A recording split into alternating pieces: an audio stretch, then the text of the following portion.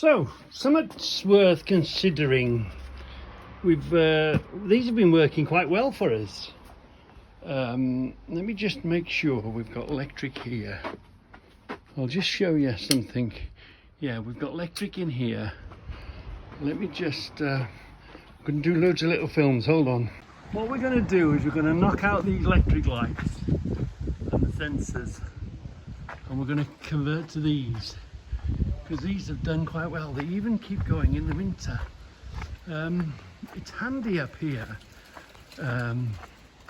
but the trouble is you're paying for your neighbours to come and drive by in the winter and put the lights on. So because electric's going to go mad, we've decided we're going to knock out the mains lights and we're going to convert to all the solar ones. So we've got one there, one here. We've already changed the bulbs, but it's just because we've got them, and these work quite well.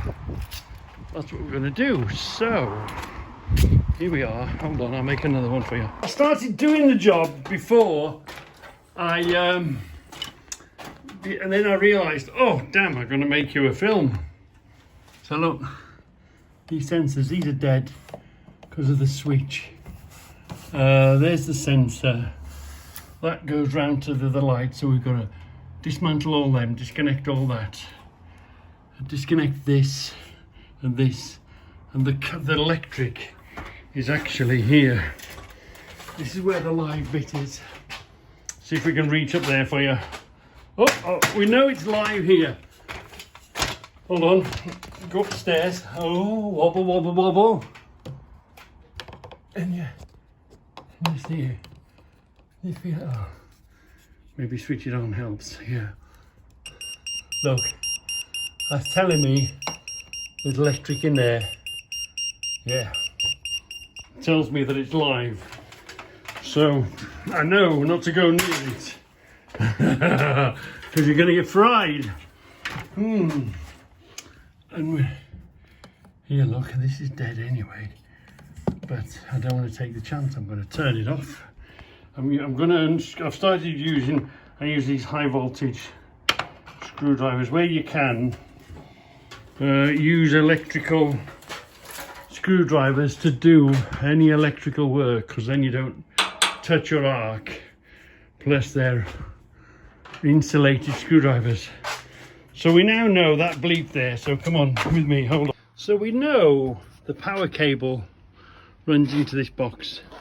This is the power cable that comes out the house, comes up here into the garage. We know this is the consumer unit. We've got a blue light, so we know we've got electric here. Let's just check the lights once more. Lights work, power's on. So all these have one main. A lot of them are trip, but I'm not going to take any chances. I'm going to cut the whole thing off, look. So I've just killed everything. Anything that's coming from that cable into that box is now dead. So what we're going to do is recheck it by switching the switch on. There's no light here, so this is safe. Although we think we've cut it, and I know we've cut it, it doesn't mean you can let your guard down. So now let's go back to where we were. There's no light in here, look. This is dead. This is dead. So there's nothing there. Just to double check as we're going along. We know we've turned it off, but it doesn't help to, doesn't make no difference, doesn't harm to turn this on. No electric, so we're dead. So let's just get our tester thing. We know when it was alive, we've followed the cables. We can go up here now and we can look, see, let's turn it on. We can put the detector, there's no electric up here, look. Now, no, so we can start disconnecting the cables and doing what we're doing. For now, I won't take them away. I think all I'll do now is disconnect them, put the cables to one side, And when electric gets a bit cheaper, we might plug it in again, because there's a bit of a mess when it comes to electric here. We'll kill the Alexa. We'll just generally save electric where we can. Just a case of we know this is the light wire that goes to the side light of the side on the driveway, so that's dead. We can see this one. This one goes directly into that light bulb that way, through the hole and through the light that way. So we know what that one is. And this one, we'll just undo the screws and just pull them out. And we know, we followed this, we know this goes down and around and in there. So we just got to make sure these are dead. We'll connect this from the other end, but now we'll go over there and we'll do that one. We'll follow that cable around and we'll kill that one as well over to that light. And we'll put it back together again. We'll put the lid on. We'll put a connector block on these and just tape them up. Or I might even just snip them dead till we come to put them back on again. Yeah. So again, you know it's dead, but whenever you go anywhere and do anything, proceed with extreme caution. So let's just check. These wires are dead. We can see that that wire goes out to that lamp there. We can see this wire comes across, comes out from the switching gear. We know this wire connected up with that wire and went to the lamp at the side. We'll have a look at them in a minute. So yeah, so let's do that. Let's just disconnect again. So we know we've killed all that bank. We've disconnected all that lot. This is the feed into it. But again, proceed with electric. Proceed with extreme caution always. Presume they're always alive, and then do whatever you've got to do. That's the feed into that. I'm not sure where, I haven't checked where this is coming from at the moment, but I know one of these will be a feed in and out. So let's just disconnect that and then we'll do a bit more investigating work. But always proceed. Although you know you've killed it and I know I've killed it, presume that they'll always proceed with caution, always, just in case you've done something you should not have done and you get a bang. And always use the right screwdrivers for doing these jobs. Might just make the difference. Well, that makes sense now, because look, this is a power line. We've broke into the power line to get ourselves a power source to go and drive that lot. So because I'm really haven't sure or checked anything yet where this lot goes, I only took out what I wanted to take out and then put everything back, and then we'll proceed from here.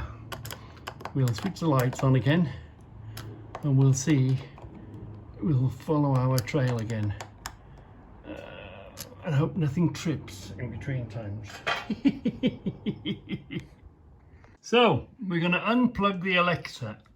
I'm sure it doesn't use any electric at all, hardly, but it all helps. And if we need it, we can always plug it back in again. And we'll also disconnect the Air 3, the permanent internet that's up here, because I haven't got a television and I haven't turned this quite into a workshop yet.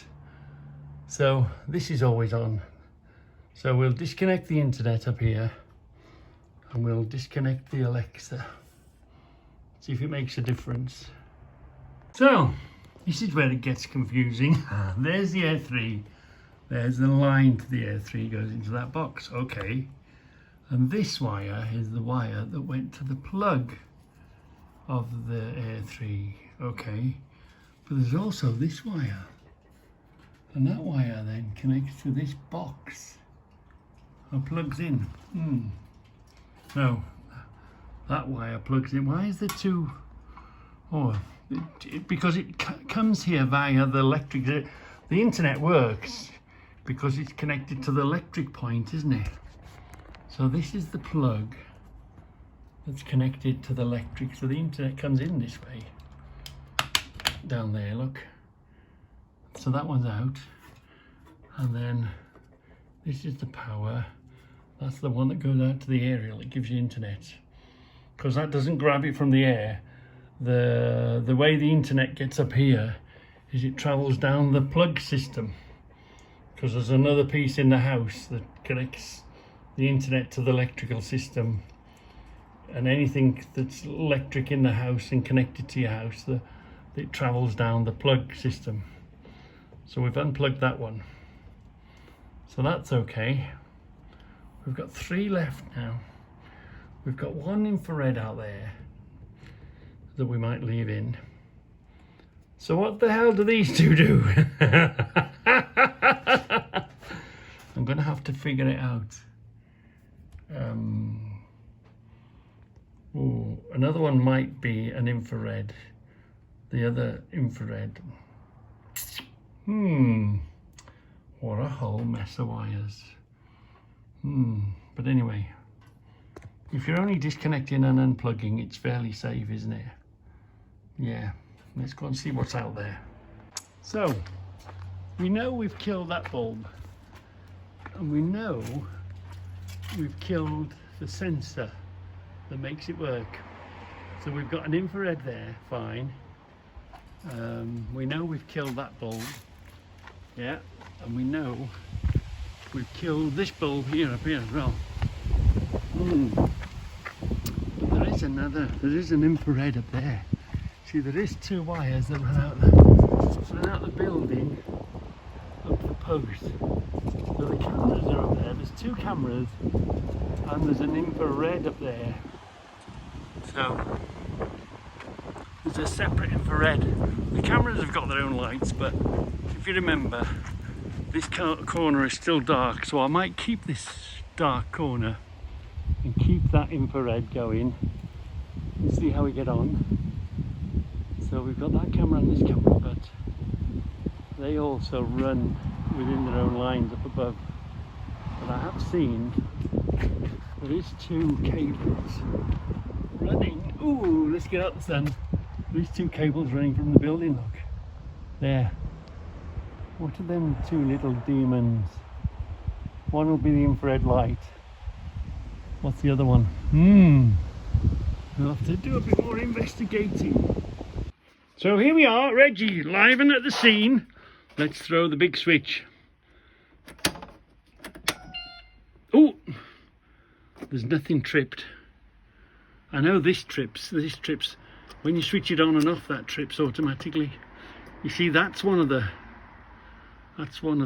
infrared lights as well.